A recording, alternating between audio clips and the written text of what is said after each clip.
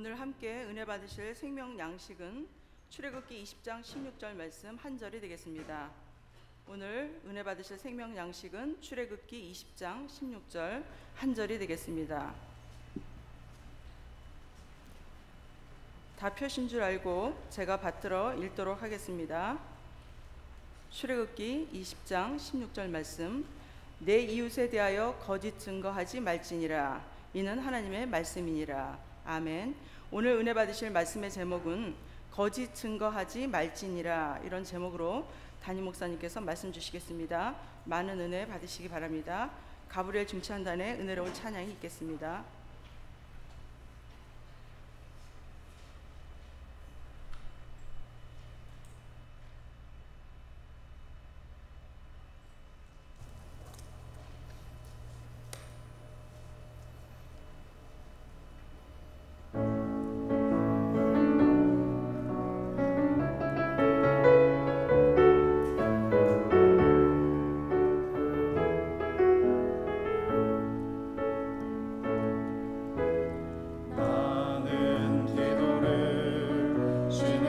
범치 않으리 이 나라를 사랑하기에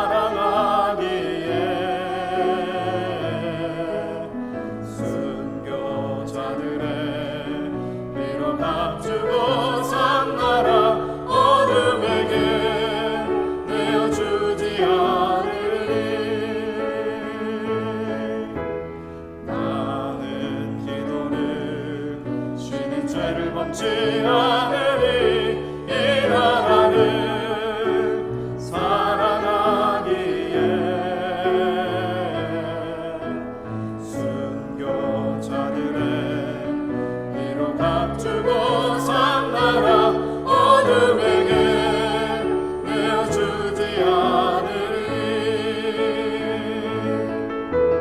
나의 기도가 이 나라 살릴 수 있다면 나는 결코 이 기도를 쉬는 죄를 범치 않으리. 우리 기도는 이 나라 회복할 수 있다네. 피로 먹는 낙타무릎 간절한 눈물의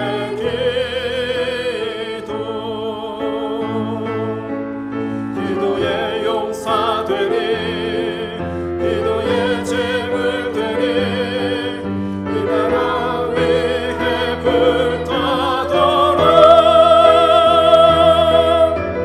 나의 기도가 이 나라 살릴 수 있다면 나는 결코 이 기도를 쉬는 죄를 범치 않으니. 우리 기도는 이 나라 회복할 수 있다네. 배로 먹는 낙타무릎 간절한 눈물의 기도 간절한 눈물의 기도.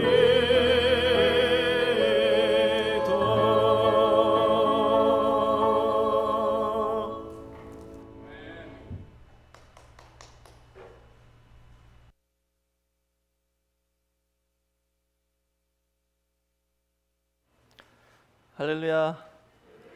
네, 가브리엘 중창단 감사합니다. 오늘 찬양 가사가 너무 좋네요, 그렇죠? 이 가사처럼 우리 늘푸른교회 성도님들이 다 기도의 용사가 돼서 우리가 살고 있는 미국만이 아니라 또 우리 대한민국과 이 전 세계 많은 나라들을 구속사의 말씀으로 살리는 그런 역사가 있으시길 먼저 주의 이름으로 축원하겠습니다.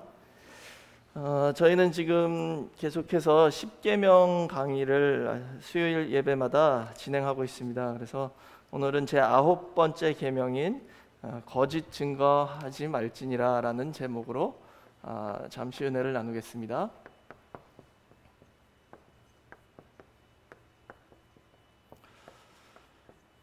이 거짓 증거라는 것은 진실된 언약 공동체를 파괴하는 무서운 죄이다라고 이 구속사 시리즈에서 말씀하고 있습니다. 예를 들어서 우리 교회가 언약 공동체잖아요. 근데 거짓 증거가 있음으로 말미암아 이게 파괴될 수 있다는 것이죠. 그래서 이 거짓 증거가 참으로 무서운 죄라는 것을 저희가 알 수 있습니다. 지난주는 저희가 도적질에 대해서 배웠잖아요. 예를 들어서 도적질은 손으로 하는 죄라면 오늘 이 거짓 증거는 이 입과 혀, 말로 범하는 죄이죠. 세상 속담에도 그런 말이 있잖아요. 말 한마디가 천냥빚을 갚는다라고 그러죠. 그만큼 말 한마디 잘하면 좋은데 또 그만큼 말을 잘못하면 그게 큰 죄악이 될 수 있고 상처가 될 수 있고 심지어는 사람을 죽일 수까지 있는 그런 큰 문제가 될 수 있다는 것이죠. 성경에서도 잠언 16장 24절 보시면 선한 말은 꿀송이 같아서 마음에 달고 뼈에 양약이 된다라고 말씀하셨어요. 말 한마디 잘하면 뼈에 양약이래요. 근데 그 반면에 말을 잘못하면 잠언 12장 18절에서는 혹은 칼로 찌름같이 함부로 말을 한대요. 어떤 사람들은 말을 함부로 하는 게 칼같이 사람을 찔른다는 것이죠. 근데 지혜로운 자의 혀는 양약 같다 그랬어요. 그러니까 오늘 이 말씀을 통해서 저와 여러분 모두가 다 말을 더 조심해서 말로 은혜를 끼치는 그런 성도 모두가 되시기를 부탁드리겠습니다. 그래서 이 말이 그만큼 중요하다는 것이죠. 그래서 첫 번째로는 말과 혀의 중요성을 살펴보겠습니다. 하나님께서는 태초에 천지를 말씀으로 창조하셨어요. 그렇죠? 말씀으로 이 모든 것을 창조하셨습니다. 그리고 하나님께서는 말씀으로 저희를 구원하셔요. 그리고 마지막 때는 말씀으로 심판하시죠. 그러니까 말씀에 그만한 능력이 있다는 것입니다. 저희는 이제 비록 타락했지만 그래도 하나님의 형상을 입은 사람이잖아요. 그렇기 때문에 인간의 말에도 하나님처럼 창조의 능력은 없지만 인간의 말에도 힘이 있고 능력이 있다는 것이죠. 그래서 이 말을 조심해야 된다는 것입니다. 잠언 18장 21절 보시면은요, 말 안에 죽고 사는 그 권세가 사람 혀에 있다 그랬어요. 죽고 사는 권세가 혀에 달려 있대요.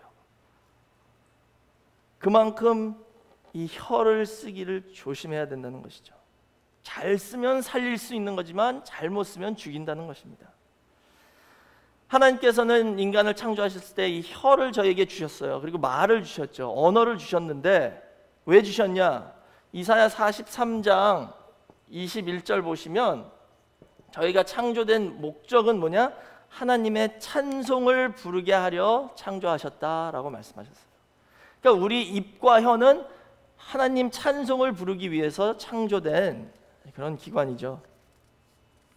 그런데 조급하게 우리가 실수로 내뱉은 한 말이 이웃의 마음에 큰 상처를 주고 혹은 또 교회의 분쟁의 불씨가 될 수 있다는 것을 성경에서 가르쳐주고 있습니다.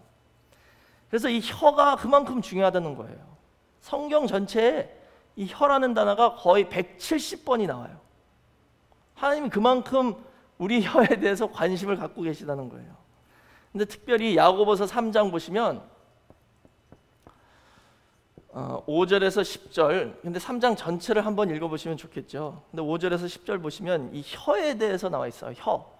혀는 아주 작은 지체지만 이게 엄청 큰 일을 할 수 있대요. 그래서 혀는 뭐래요? 혀는 불이다 그랬어요. 그래서 이 혀 하나로 많은 것을 태울 수 있대요. 그리고 8절에는 이 혀는 능히 길들일 사람이 없다라고 말씀하고 있습니다. 아무리 의지가 강하고 능력이 강한 분이라도 혀를 길들일 사람은 없다는 것이죠. 그래서 야고보 3장 2절에 보시면 만일 말에 실수가 없는 자면 곧 온전한 사람이다 라고 말씀하셨어요. 제가 이렇게 의지가 강하신 분들을 몇 분 만나 뵀어요. 그러면은 너무 철저하신 거예요. 아침에 칼같이 새벽에 일어나시고 철저하게 운동하시고 식단 조절하시고 또 목표를 세우면 반드시 딱 달성하신 그런 분들을 있죠. 완벽한 사람 같아요. 근데 성경에서는 뭐라고 말씀하시냐면 완벽한 사람은 뭐래요? 말에 실수가 없는 사람이 완벽하다. 아무리 이런 다른 생활에서 완벽하게 산다 하더라도 말에 실수가 없어야지 그 사람은 완벽한 사람이다 라고 하나님께서 인정하신다는 것이죠. 그만큼 이 혀를 컨트롤하기가 힘들다는 것입니다. 베드로전서 3장 10절에 그러므로 생명을 사랑하고 좋은 날 보기를 원하는 자는 혀를 금하여 악한 말을 그치며 그 입술로 괴유를 말하지 말라라고 말씀하셨어요. 생명을 사랑해서 좋은 날 보기를 원하면 뭐를 하래요? 혀를 금해서 악한 말을 하지 말라라고 말씀하셨습니다. 또 에베소서 4장 29절에는 무릇 더러운 말은 너희 입 밖에도 내지 말고 오직 덕을 세우는데 소용되는 대로 선한 말을 하여 듣는 자들에게 은혜를 끼치게 하라라고 말씀하셨습니다. 그래서 이 9번째 계명은 우리 말과 혀가 얼마나 중요한지 우리에게 경고로 주시는 말씀이라는 것을 저희가 알 수 있죠. 그럼 두 번째로 거짓 증거는 그럼 무엇인가요?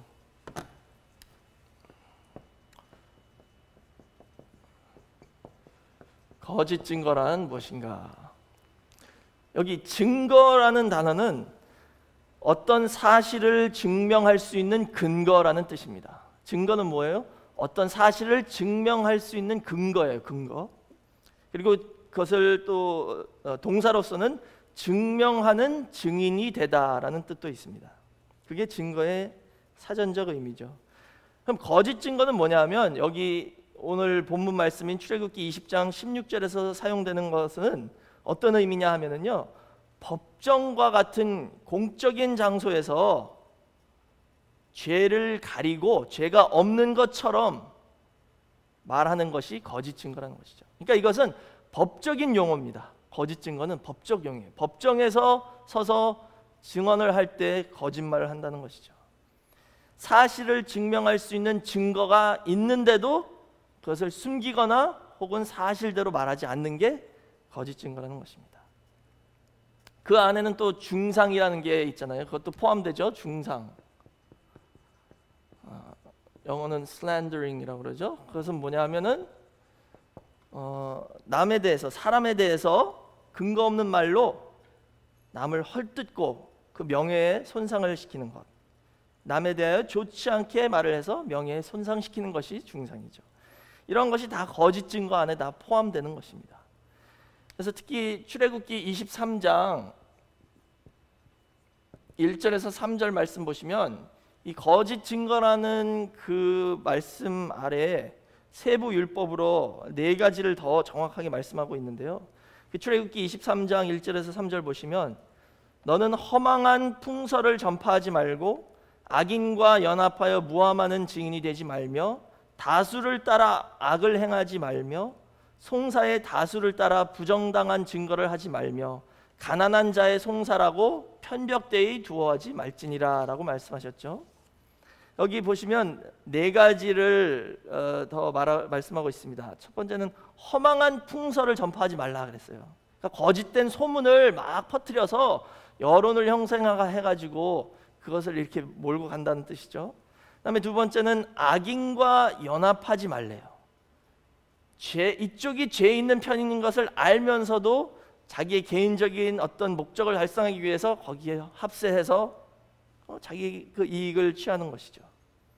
그다음에 세 번째는 무함하는 증인이 되지 말라. 이 무함이란 것은 없는 사실을 있는 것처럼 날조해가지고 상대방이 억울하게 죄를 씌우는 게 바로 무함한 증인이 되는 것이다 라는 뜻이죠.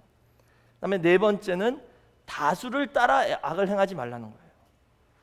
진실이 이쪽인 것을 알면서도 근데 다수가 다 이쪽으로 가면 눈치 보다가 일로 싹 붙는다는 것이죠. 근데 이 4가지가 왜 특별히 중요하냐면요, 그리고 성경에서 왜 이 4가지만 딱 집어서 말씀하셨냐, 그 이유는 뭐냐면 나중에 예수님을 십자가에 죽일 때 이스라엘의 종교 지도자들이 한 행동을 미리 여기서 예언하시는 거예요. 어떻게 했어요? 허망한 풍설을 먼저 전파했죠. 예수? 나사렛 예수? 이단이야. 요셉의 아들이잖아. 근데 죄인들과 창기들만 다니고 이상한 사람이다. 그 다음에 두 번째 어떻게 했어요? 악인과 연합하지 말라 그랬는데 서로 이제 원래 예수님 전에는 서로 적이었는데요. 예를 들어서 빌라도, 헤롯, 예수님을 잡으려고 서로 손을 잡았습니다. 자기의 목적을 위해서. 그 다음에 무함하는 증인이 됐죠. 사실이 아닌데도 그럴듯하게 이런 소문을 퍼뜨려서 여론을 형성하기 시작했습니다.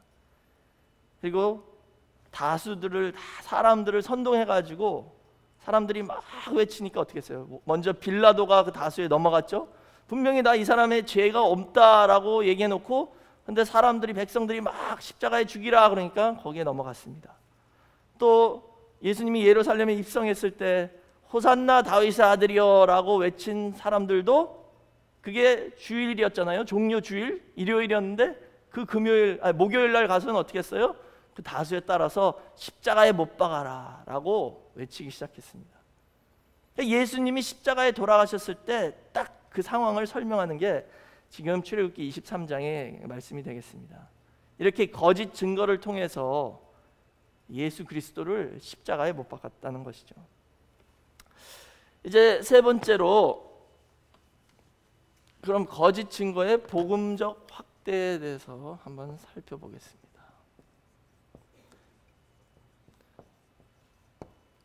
구속사적으로 그리고 복음적으로 봤을 때 이 거짓 증거라는 게 어떤 의미인가?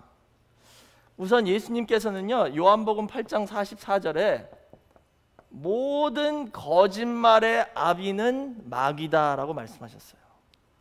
그래서 거짓말하면 너도 마귀의 자식이 된다라고 말씀하신 거예요. 그래서 거기서 그러셨잖아요. 유대인 종교자들한테 너희는 너희 아비 마귀와 똑같다. 처음부터 살인자요, 진리가 없는 거짓말장이요, 거짓의 아비다라고 말씀하셨어요. 그래서 거짓 증거는 뭐냐 하면 이 마귀가 먼저 세상에 퍼뜨린 거짓말이 있습니다. 그래서 세상에 있는 거짓 증거가 있어요. 세상에 마귀가 퍼뜨린 거짓 증거가 있죠. 여러 가지 있는데요. 대표적으로 뭐냐? 심판이 없다. 다시 말하자면 천국과 지옥도 없다라는 거예요. 그게 지금 마귀가 세상에 퍼뜨리고 있는 거짓 증거입니다. 천국이 어디 있고 지옥이 어디 있어. 그냥 잘 먹고 잘 살다가 마음대로 편히 즐기다가 죽으면 끝이야. 그것을 지금 퍼뜨리고 있는 것이죠. 근데 히브리서 9장 27절에 분명히 하나님께서 말씀하셨죠. 사람이 한 번 죽는 것은 정해졌고 그 후에는 심판이다 라고 말씀하셨어요. 그 다음에 두 번째로는 마귀가 지금 다른 복음을 퍼뜨리고 있습니다. 이 다른 복음이란 건 뭐냐? 우선 다른 복음의 시작은 하나님이 없다라고 시작되지만 더 구체적으로는 뭐냐면 예수가 그리스도가 아니다.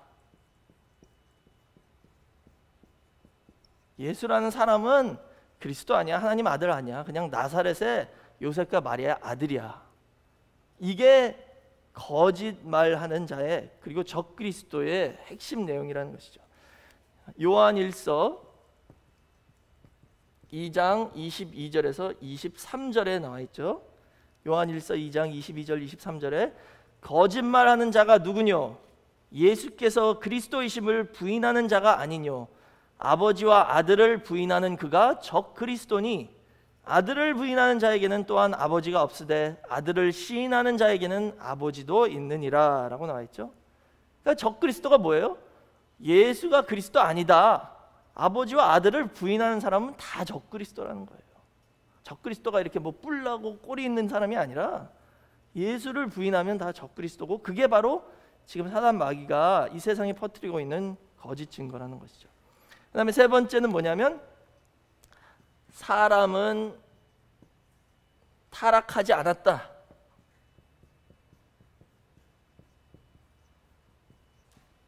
성경에서 분명히 모든 인간은 타락해서 모든 인간은 죄인이다라고 말씀하고 있죠. 근데 마귀는 그렇게 말하지 않는 거야. 사람 다 착해. 근데 교육을 제대로 못 받은 것뿐이야. 교육만 잘 시키면 이 세상이 다 좋아질 거야. 지금 이렇게 말하고 있거든요. 근데 성경에서는 분명히 로마서 3장 10절 이하에 보시면 기록한 바 의인은 없나니 하나도 없다라고 말씀하셨어요. 모두가 다 죄인이다라는 것을 성경에서 말씀하시죠. 근데 요거에 또 반대도 거짓 증거의 반대도 있어요. 뭐냐면 네 죄는 너무 커서 하나님이 용서 못 하실 거야. 이런 거짓말도 지금 사단이 또 하고 있습니다. 그러면 그런 사람들은 우울증에 빠져요. 나는 이제 포기해야 되는구나. 나는 끝이구나. 난 구원을 받을 수 없구나. 에이, 그럼 뭐 교회도 다 포기하고 마음대로 살아보자. 이렇게 되는 거거든요. 그러니까 두 개가 사실 같은 내용이에요. 정반대지만 같은 내용입니다. 사람은 타락하지 않았다. 죄가 없다라고도 말하지만 근데 나 죄 있는데 그래? 그럼 네 죄는 너무 커서 하나님이 용서 못해. 그러니까 넌 그냥 포기해. 이것도 지금 사단이 말하는 거짓말이죠. 그러나 요한일서 1장 9절에 분명히 말씀하셨어요. 요한일서 1장 9절에 만일 우리가 우리 죄를 자백하면 저는 미쁘시고 의로우사 우리 죄를 사하시며 모든 불의에서 우리를 깨끗해 하실 것이요 라고 말씀하셨죠. 하나님이 용서할 수 없는 죄가 없다는 거예요. 우리가 회개하고 자백만 하면 하나님께서 그 모든 죄를 다 사해 주신다는 것을 믿으시기 바랍니다. 이 세상에 마귀가 퍼뜨린 거짓 증거예요. 근데 이것만이 아니라 또 각 개인 안에, 내 안에 있는 거짓 증거도 있습니다. 그건 뭐냐면요, 나는 죄 없다 라고 생각하시는 분들도 있어요. 난 깨끗해. 나는 그래도 착하게 살았어. 근데 요한일서 1장 8절 보시면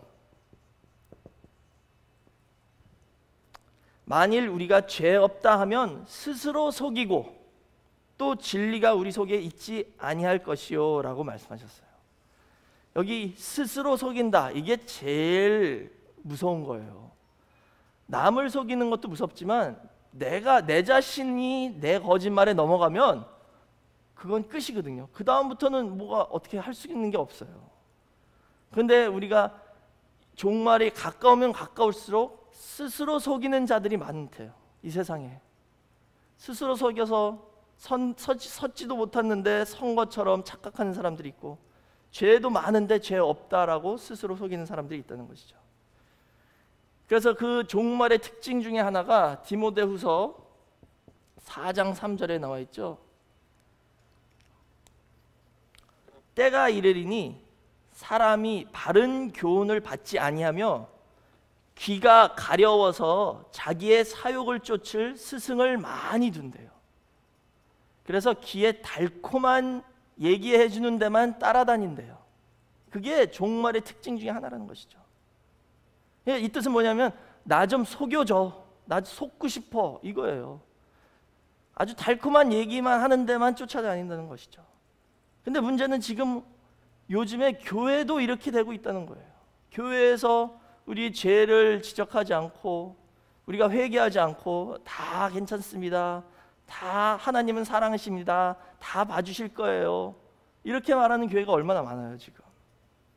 그러니까 우리는 스스로 속는 것이 아니라 성경의 말씀에 근거하여 정확하게 우리의 죄와 또 하나님이 얼마나 그 죄를 미워하시지만 회개할 때 용서해 주신다는 것을 정확하게 깨닫고 스스로 속지 않는 그런 성도가 다 되시길 주의 이름으로 축원하겠습니다.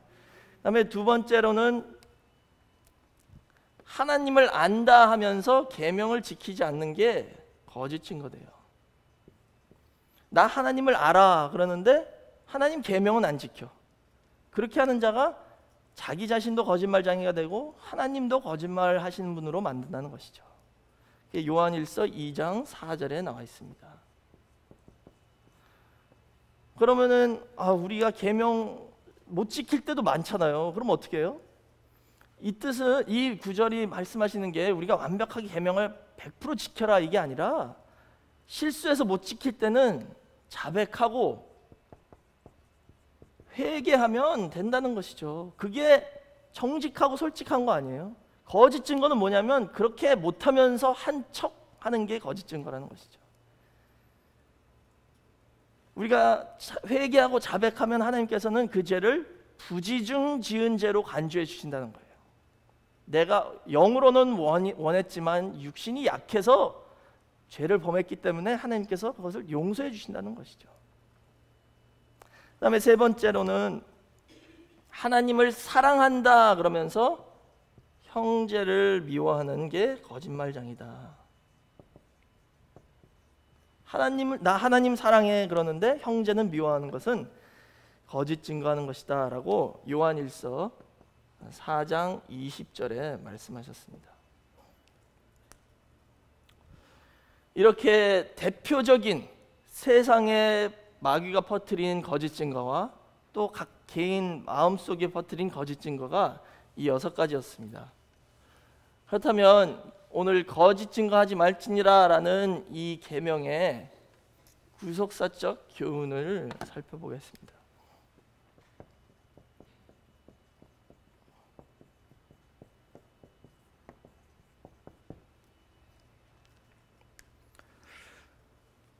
아담과 하와가 에덴 동산에서 타락한 원인이 거짓말이다라고 말할 수 있죠. 왜냐하면은 뱀이 거짓말을 해서 거짓 증거를 해서 하와가 거기에 넘어간 거잖아요. 근데 사실 여자 하와도 거짓 증거를 했어요. 왜? 하나님의 말씀을 왜곡했기 때문에. 창세기 3장 3절 보시면 그 하나님께서는 이 동상 중앙에 있는 선악과를 먹지 말라, 먹으면 정령 죽으리라 라고 말씀하셨는데 하와는 어떻게 말하냐면 먹지도 말고 만지지도 말라 라고 추가를 했어요.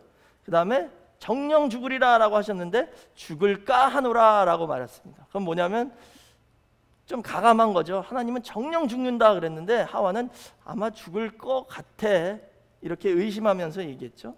그랬더니 뱀이 그 다음에 4절에 딱 거짓말로 다시 답변을 하죠. 너희는 결코 죽지 않는다. 이 거짓 증거 때문에 사실 아담과 하와가 타락한 것입니다. 타락한 후에 하나님이 아담에게 찾아오셨죠. 아담아 어디 있냐 그러면서 너 왜 숨었냐, 누가 너 벌거벗었다고 얘기해줬냐 그랬더니 3장 12절에 창세기 3장 12절에 아담이 이렇게 대답했죠. 하나님이 주셔서 나와 함께한 저 여자가 줘서 먹었어요.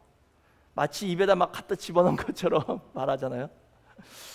그러니까 타락한 인간의 속성은 뭐냐 하면 책임 전가하고 하나님한테 지금 책임 전가, 하나님이 주신 여자 때문에 그다음에 여자한테 책임 전가, 변명하고 핑계대는 게 타락한 인간의 속성이라는 것이죠. 이렇게 아담과 하와의 타락의 원인도 거짓말이었습니다. 또 예수님이 초림하셨을 때 예수님을 십자가에 죽이려고 유대 종교 지도자들이 거짓 증거를 찾았어요. 거짓 증거할 만한 사람들을 모았습니다. 그 마태복음 26장 59절에서 61절 보시면 대제사장들과 온 공회가 예수를 죽이려고 그를 칠 거짓 증거를 찾음에 거짓 증인이 많이 왔으나 얻지 못하더니 후에 2사람이 왔다라고 나와 있어요. 그러니까 거짓 증거를 많이 찾으려고 막 돌아다녔대요. 그래서 결국 그 거짓 증거를 가지고 마귀가 예수님을 십자가에 못 박아 죽이게 했죠. 그래서 이 거짓말을 통해서 내가 이겼다라고 생각했는데 하나님께서는 오히려 그것을 역이용해서 십자가가 우리의 최종 승리가 되는 그런 역사로 삼으셨다는 것이죠. 이 보시면 사단, 마귀, 뱀, 이 뱀이 거짓의 아버지다 그랬어요. 그 뱀의 속성에 대해서 한번 살펴보면요, 이 뱀의 속성은 사실 타락한 인간의 속성을 보여주고 있습니다. 그럼 2가지만 살펴볼게요. 첫 번째는 뱀은 전신이 땅에 붙어 있어요. 이건 뭐냐면 전적 타락했다는 것을 상징적으로 보여주는 것이죠. 머리부터 꼬리까지 다 땅에 붙어 있잖아요. 이렇게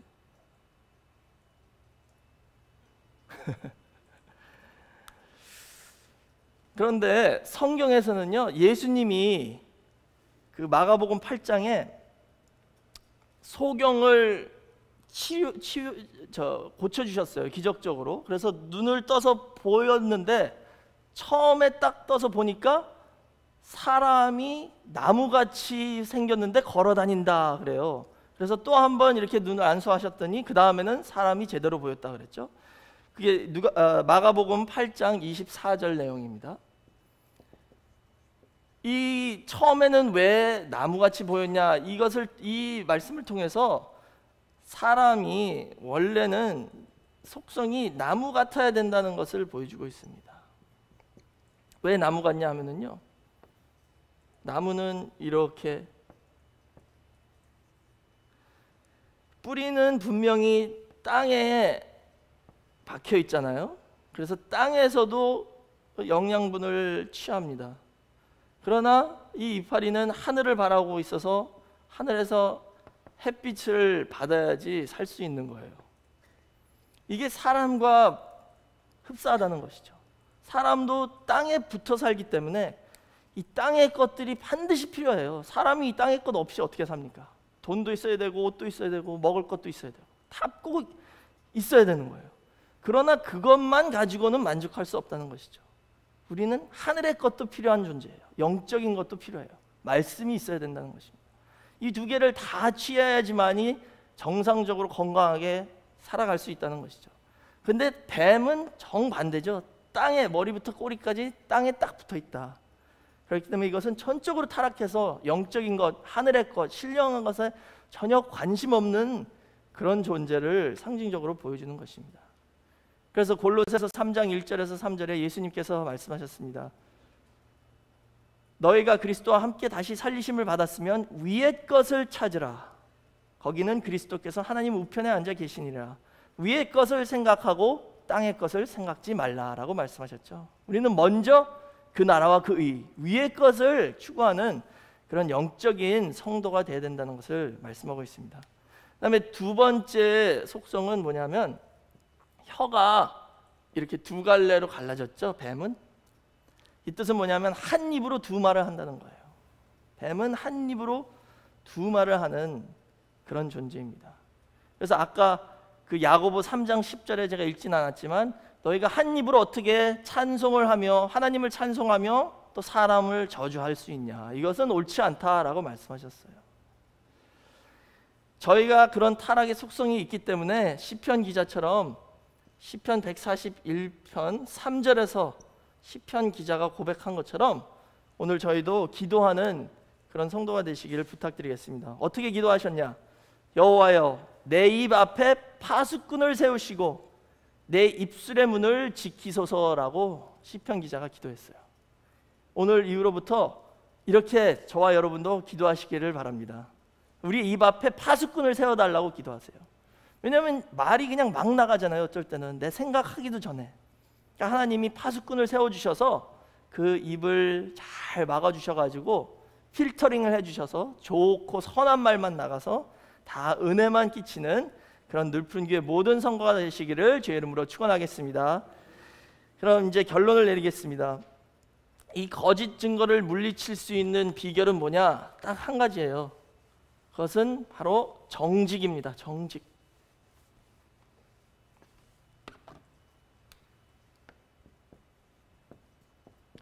정직은 모든 도덕의 기초이고 중심에 있고 또 성도가 반드시 지켜야 할 덕목이다라고 말씀하셨어요. 왜냐하면요, 성도는 어떤 사람이냐 하면 모든 성도는 예수님의 증인입니다. 증인이에요. 모든 성도는 법정에 서는 증인같이 저희는 증인입니다. 사도행전 1장 8절에 말씀하셨잖아요. 너희가 성령을 받아서 권능을 받으면 예루살렘과 유대와 사마리아의 땅 끝까지 내 증인이 되리라 라고 말씀하셨죠. 그러니까 성도는 매일매일 집에서 나갈 때 증인으로 나가는 거예요. 근데 증인의 그 영화 보시면 법정에서 증인을 세웠을 때 그 증인을 무너뜨리려고 하려면 어떻게 해요? 그 사람을 거짓말쟁이로 만들잖아요. 저 사람은 뭐 마약 중독자고 범죄자고, 그러니까 저 사람 말을 믿을 수 없습니다. 그래서 그렇게 하죠.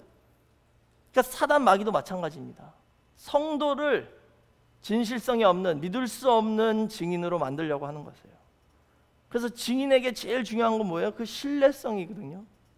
그러니까 우리는 매일매일 이 세상이란 법정에서 증거를 해야 하는 증인이기 때문에 생활에서 사람들의 신뢰를 얻어야 됩니다. 내 말이 신뢰성이 있기 위해서는 내 생활이 먼저 깨끗하고 거룩하고 경건해서 사람들에게 인정을 받아야죠.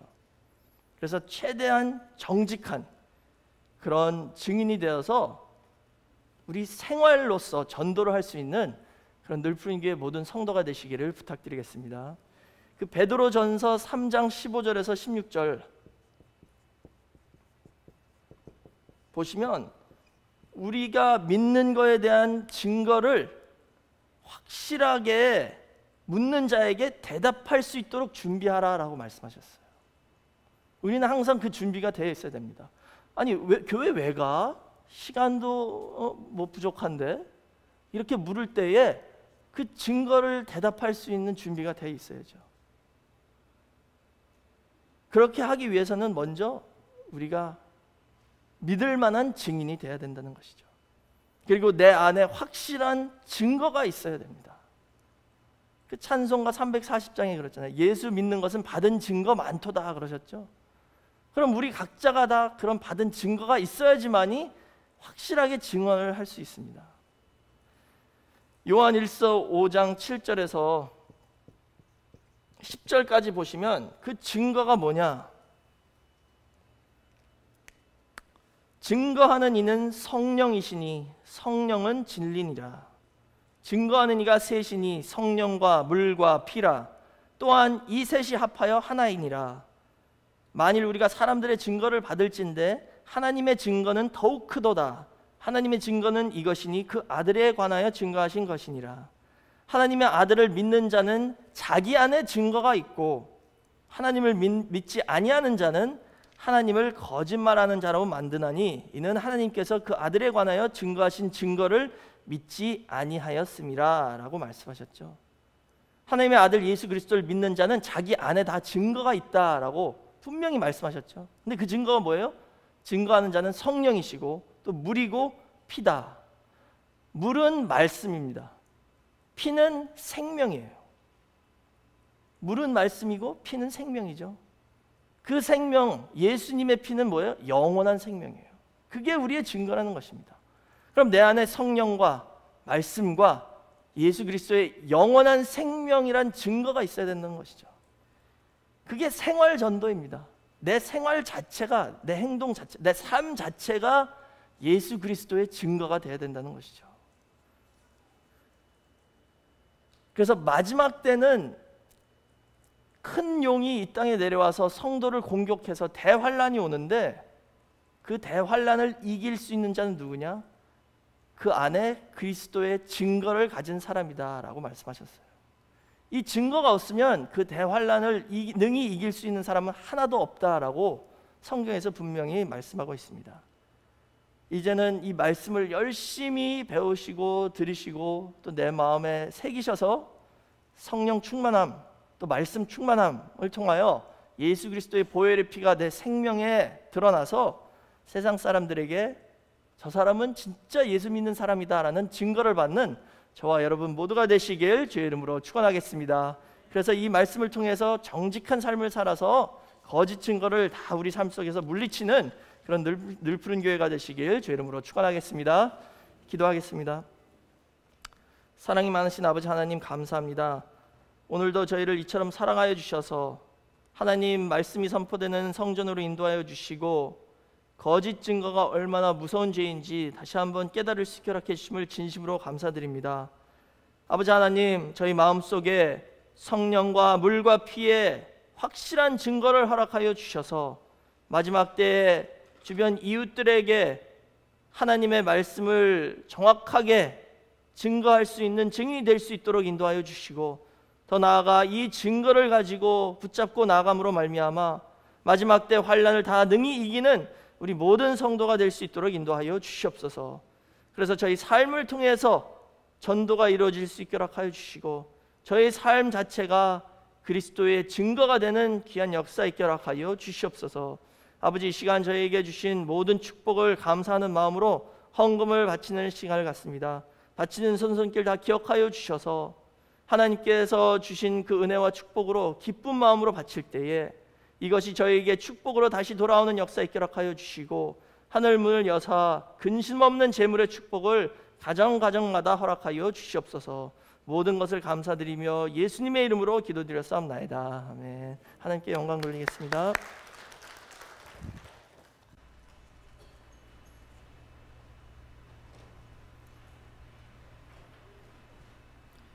은혜 많이 받으셨습니다. 찬송가 340장 부르시면서 봉헌하시겠습니다.